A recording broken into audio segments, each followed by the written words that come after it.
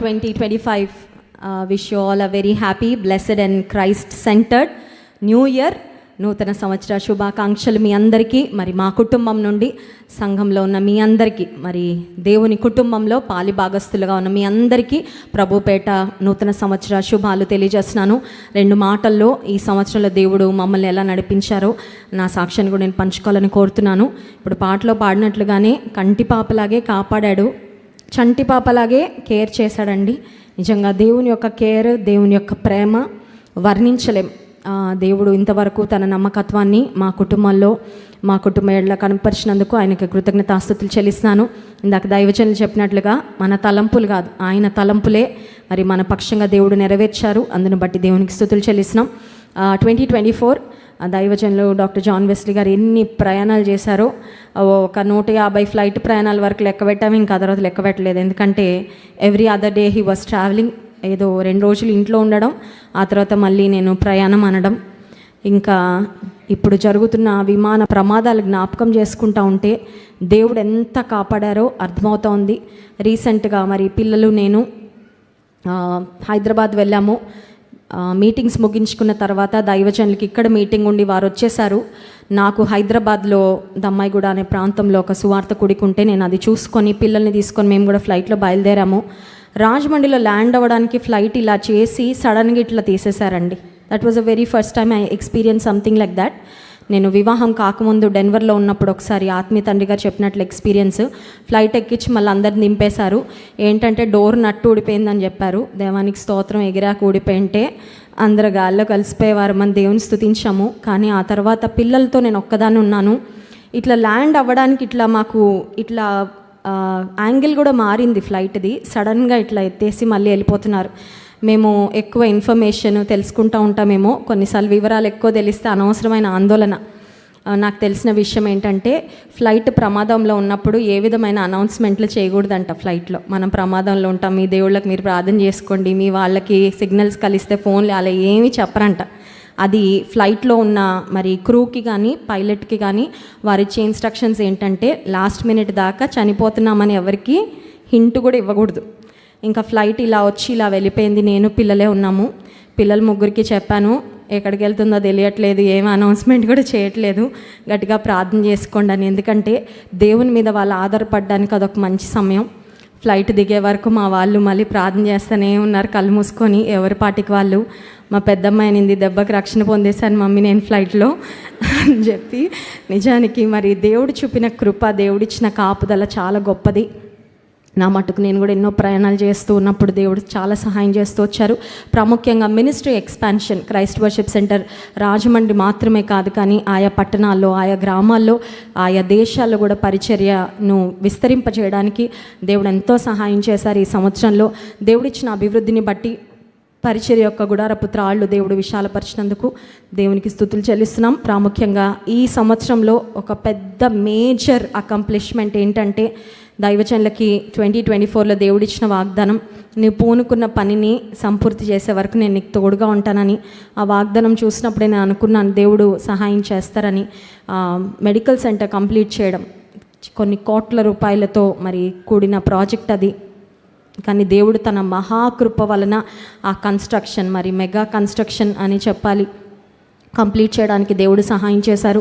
దైవజనుని హస్తాలను దేవుడు బలపరిచినందుకు దేవునికి స్తుతులు చెల్లిస్తున్నాను. కొన్నిసార్లు మరి వారి వయసును బట్టి వారు టేకప్ చేసిన పని అయితే చాలా పెద్దది.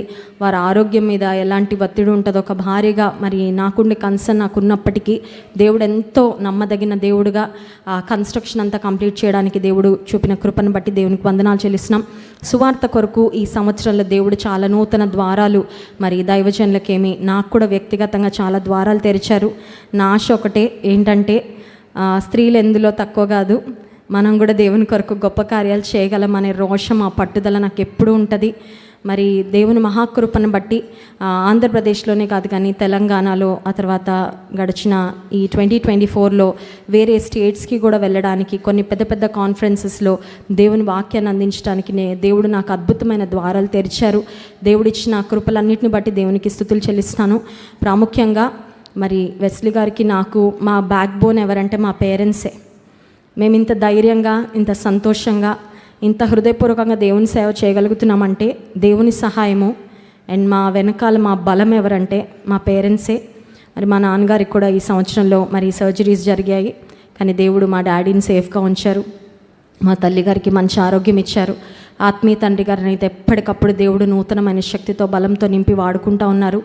మరి ఈ ఆఖరు వారంలో సడన్గా మరి పాస్టర్ గారు చెప్పినట్లుగా మా అత్తమ్మ సిక్ అయ్యారు. ఆ రోజు ముందు రోజు మిడ్ నైట్ వరకు కూడా మేము దగ్గరే ఉన్నాము. ఎమర్జెన్సీలో అంబులెన్స్లో మరి తీసుకెళ్ళినప్పుడు వెస్లీ గారు పక్కనే ఉన్నారు. నేను కూడా హాస్పిటల్కి వెళ్ళాను. ఆ తర్వాత రోజు నాకు మొత్తము 3 మీటింగ్స్ ఉన్నాయండి. పొద్దున ఒకటి, సాయంత్రం 2 మీటింగ్స్. నేను అత్తమ్మ దగ్గరికి కనీసం వెళ్ళి కూడా చూడలేకపోయాను. ఎందుకంటే వెస్లీ గారు వెళ్ళే మీటింగ్స్, మామయ్య వెళ్ళడము, మామయ్య వెళ్ళే మీటింగ్, నేను వెళ్ళడం, అలా మేము అడ్జస్ట్ చేసుకున్నాము. ఈ మీటింగ్స్ అన్నీ అవుతూ ఉన్నాయి. నేను సకినేటిపల్లి దగ్గర క్రిస్మస్లో వాక్యం అందించి వస్తూ ఉన్నాను, కానీ నా హృదయంలో చాలా వేదన పెళ్ళిపుగుతూ ఉంది. ఏమనంటే మాకుంటారా, మా అత్తమ్మ ఉంటారా అనే ఒక వేదన. నేను కారులో ఉన్న వాళ్ళతో మాట్లాడుతూ ఉన్నాను, కానీ నా మనసులో చాలా ఆవేదన వస్తూ ఉంది. ఎందుకంటే మరి ఎవరికి ఎంత ఆశీర్వాదమో నాకు తెలియదు, కానీ షీఈ్ మై బిగ్గెస్ట్ సపోర్ట్. నాకు చాలా మరి ప్రియమైన వారు అత్తమ్మ ఉన్నారు అనేది కుమార్తెగా వదినకి, నిస్సి గారికి ఎంత సపోర్ట్, కానీ నా ప్రక్కనే ఉంటారు కాబట్టి she's a huge support to me. వారిని బట్టి నేను దేవుని చాలా స్తుతిస్తూ ఉంటా.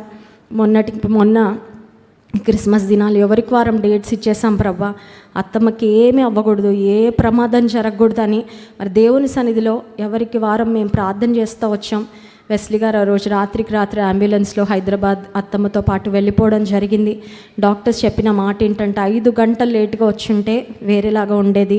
దేవుడు సరైన సమయానికి ఆలోచన ఇచ్చి మరి తీసుకొని వెళ్ళడము దేవుని మహాకృప వలన అత్తమ్మ చక్కగా కోలుకుంటూ ఉన్నారు. కానీ నాకు ఒకటే అనిపించింది, ఇంతమంది దైవ సేవకులం కుటుంబము, మేమందరం ఇంటర్ కనెక్టెడ్.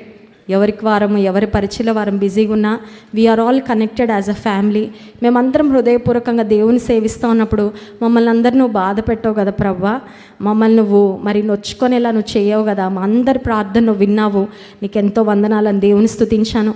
మరి సంవత్సరం అంతంలో ఏ విధమైన మరి విషాదం లేకుండా, వేదన లేకుండా అందరినీ కూడా దేవుడు సజీవుల లెక్కలో ఉంచి ప్రాముఖ్యంగా ఆయన సేవలో ముందుకు సాగడానికి దేవుడు చూపుతున్న మరి విశేషమైన కృపను బట్టి దేవునికి స్తుతులు, స్తోత్రాలు, వందనాలు చెల్లించుకుంటూ నేనైతే నిశ్చయంగా నమ్ముతున్నాను 2025వ సంవత్సరంలో సంఘముగా మనందరము ఎన్నో గొప్ప కార్యాలు దేవుని కొరకు చేసే సంవత్సరంగా, మన జీవితాలలో పొందుకునే సంవత్సరంగా ఉంటుంది అని నేను హృదయపూర్వకంగా నమ్ముతున్నాను, విశ్వసిస్తున్నాను. ఇంతవరకు మరి మీరు మా కొరకు అందించిన ప్రార్థనలు, అలాగే సహకారమును రానున్న సంవత్సరాల్లో కూడా మరి అదేవిధంగా మా కొరకు మీరు ప్రార్థించాలని, ఈ పరిచర్యలో మరి నమ్మకమైన సహకారులుగా ముందుకు వెళ్ళాలని కోరుతూ దేవాది దేవుడు చేసిన ప్రతి కార్యమును బట్టి ఆయనకే స్తుతి, మహిమ, ఘనత, ప్రభావములు చెల్లిస్తూ ఈ కొద్ది సాక్ష్యాన్ని ముగిస్తున్నాను.